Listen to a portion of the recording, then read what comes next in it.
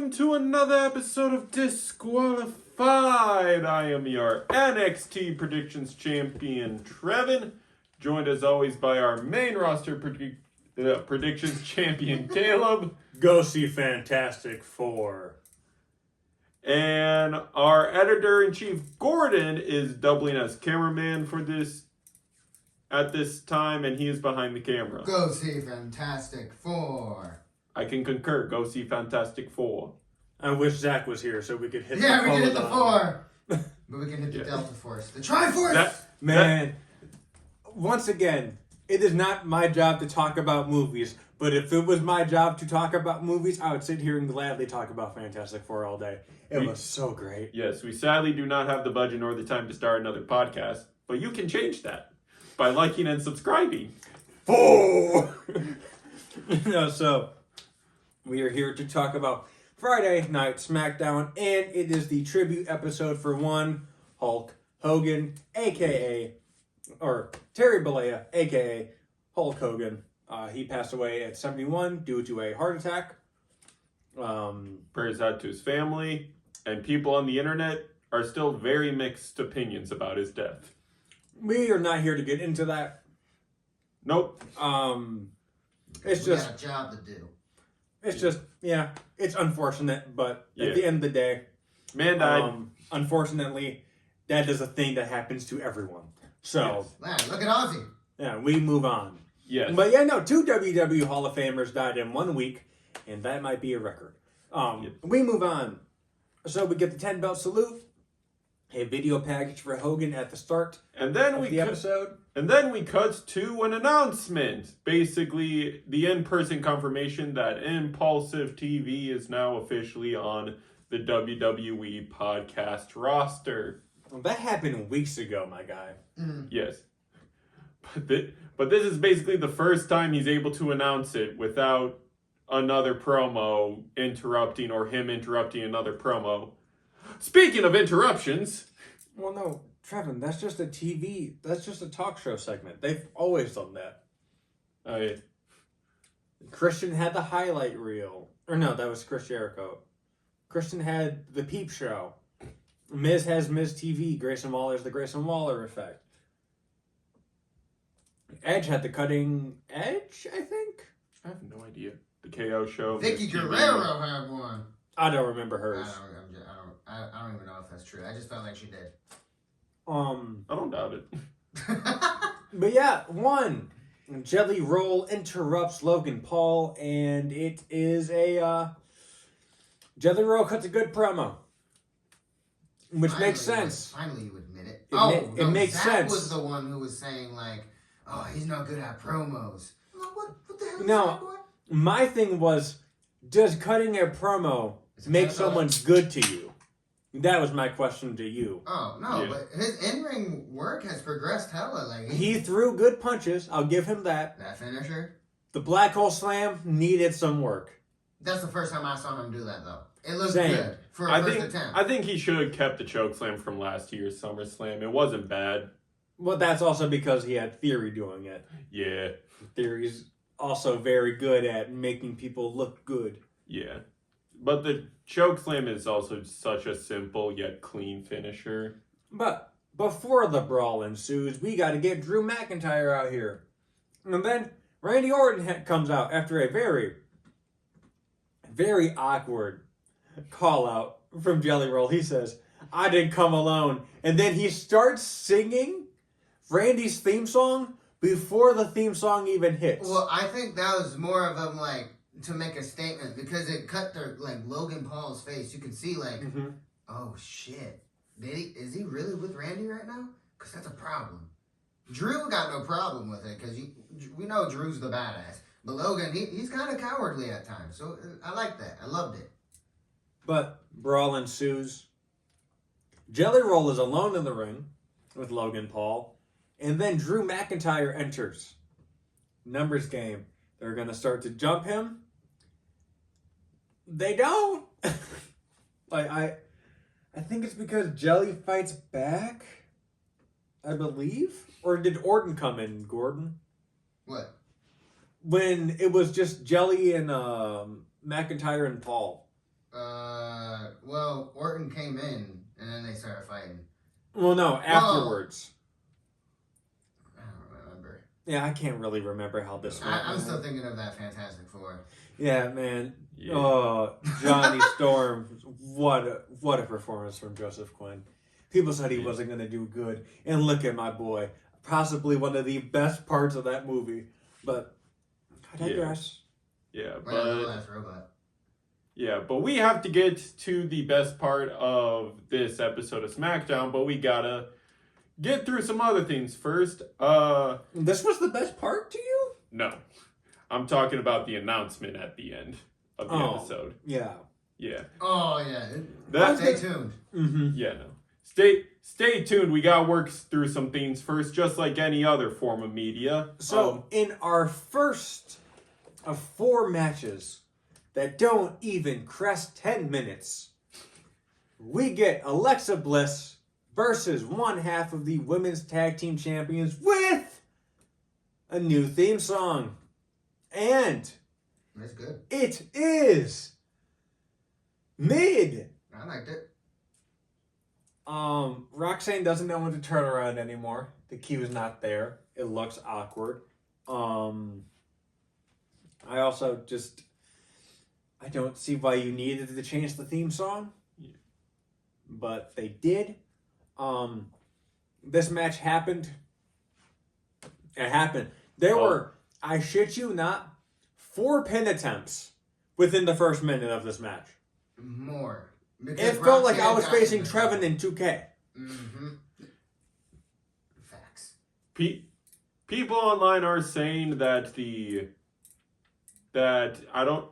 rest of the show was rushed because of all the Hogan tribute packages. Yep. Some people are doing the math, and the tribute packages, including the 10-bell salute and all the other vignettes as well, possibly took up around a quarter of the show's runtime. Some people are mathing. Brother, the opening tribute took 15 minutes. Yeah. Plus commercial. No. We went to commercial at 15. So yeah, plus commercial. Yeah. I guess, yeah. But no, that is straight up, what the fuck? Yeah. What the fuck? Yeah, this Because, is like, they don't do this for anyone else. They don't give anyone else 15-minute tributes. I'm No. sorry, they don't. They'll do a 10-bell salute, or they'll just pop up the graphic on screen before the show. Yeah. And then move on. Yeah.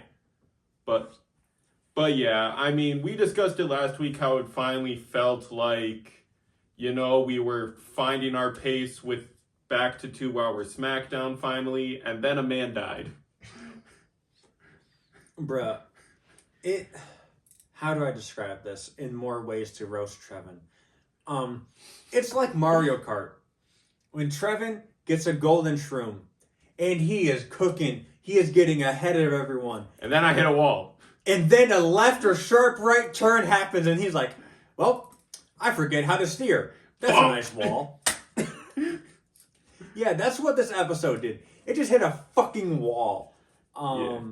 Next, we get a... By the way, backstage. Perez won with a roll-up, and Alexa Bliss nose busted open. Afterwards, we see her getting checked in the back, and Charlotte comes by and is like, look, maybe after we win the titles at SummerSlam, we can reevaluate our friendship.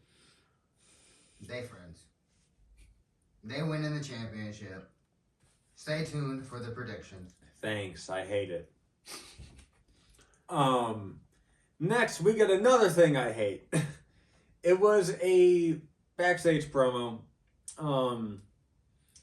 It was a very short Jade Cargill promo that turned into a Chelsea Green promo. That turned into a she's right behind me, isn't she? That turned into a brawl. That turned into a match.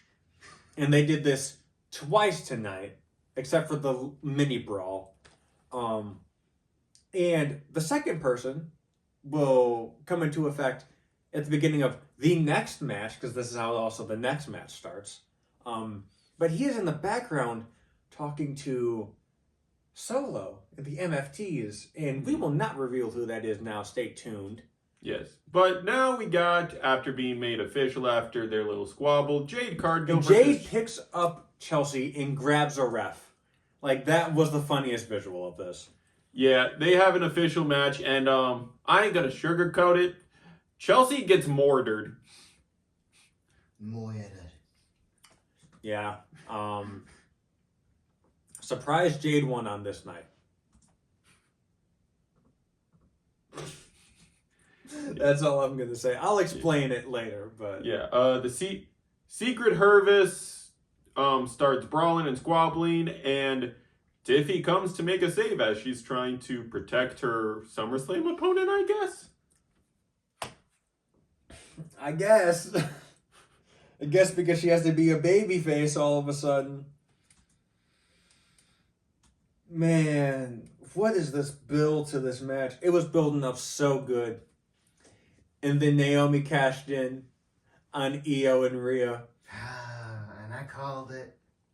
And it's like... But it ruins the momentum of this story. It's like, it was cool for Naomi, but everything building this match up has screeched to a halt.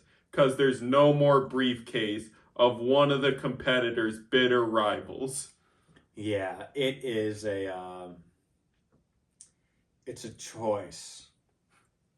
It was a choice to do that. Not that I'm not happy for Naomi, I am, but I feel like she would have already got a championship off of this match anyways, so it's just they decided to go with the other championship, and I am confused by that. Did that happen after the Rollins injury or before?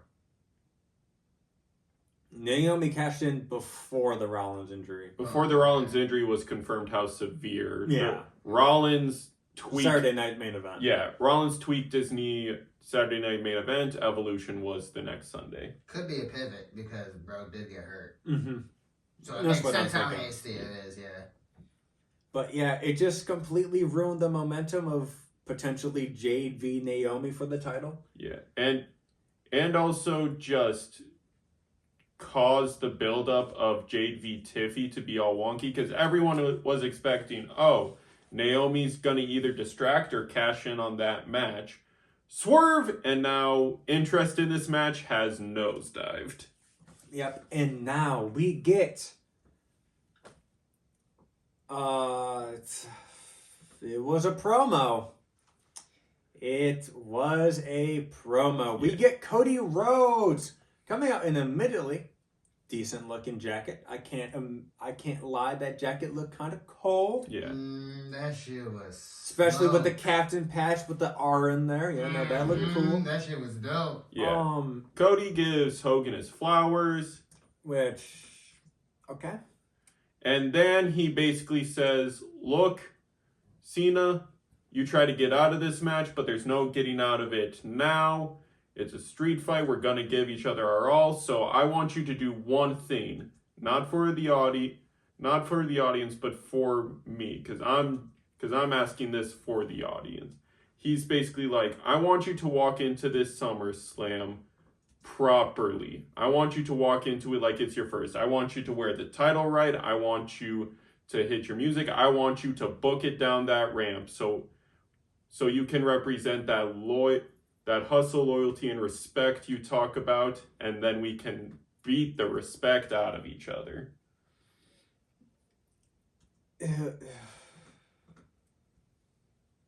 This promo just didn't work for me. It just didn't work for me. I didn't feel it. I didn't feel it at all. You could tell the energy for people that were actually close to him, like Charlotte, Cody. It was definitely like The solo face. bro. The solo face. Styles, where are you looking, bro? I saw Styles, where are you looking, bro? I saw someone caption the screenshot of it and said there was one black man in the front of the crowd, and it was a picture of Aleister Black. Yep. Yeah. That's crazy. I mean, There was a reason why I said I was surprised Jade won this night, because I didn't think they were going to do that on a Hogan tribute show, because Hogan would have hated it. But next, we get the mystery man revealed. It is one Cleveland very own The Miz. He's back on our screen after Carmelo returned onto our screen last week. And he smashed the shit out of Jacob Fatu. Says we have unfinished business from 6 weeks ago. And then gets murdered. Yeah, we ain't gonna sugarcoat it. But the MFTs do come down. Yeah. They get involved. Big Jim comes down Equipped with chair. and starts taking all of them out except for Talalonga. No, Talatonga. Talatonga. Yeah. And, you know, he starts taking the fight to them. Takes Jimmy out. And it's just Jacob all alone getting 1v4'd. And then Jacob 1v4's them. And beats the brakes off of them. And that's the segment. Yeah. The MFTs do stand tall after Tala saves Solo after some recovery time. Saves Solo from a brutal hip shot with a chair wrapped around his neck that Jacob does. And yeah, their steel cage match is at SummerSlam next week. Yeah. But next, we get the main event of the evening. It is your WWE Tag Team Championship match.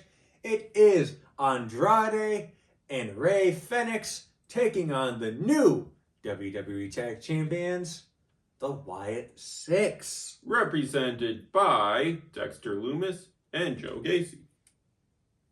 Match cooked. Yeah. For what it was, it cooked.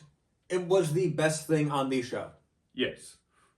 This is the best thing on the show. Yes.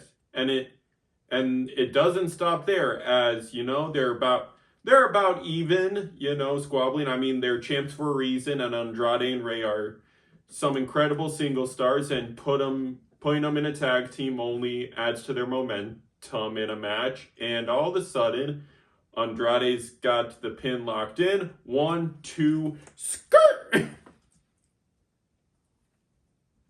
Since when does this cost a DQ? Yeah, Nikki Cross pulls the ref out. The bell rings for the DQ. And Eric Rowan starts 1v everyoneing. yeah, the entire tag division, sans the people out on injury or doing AAA work, come out. Mm-hmm.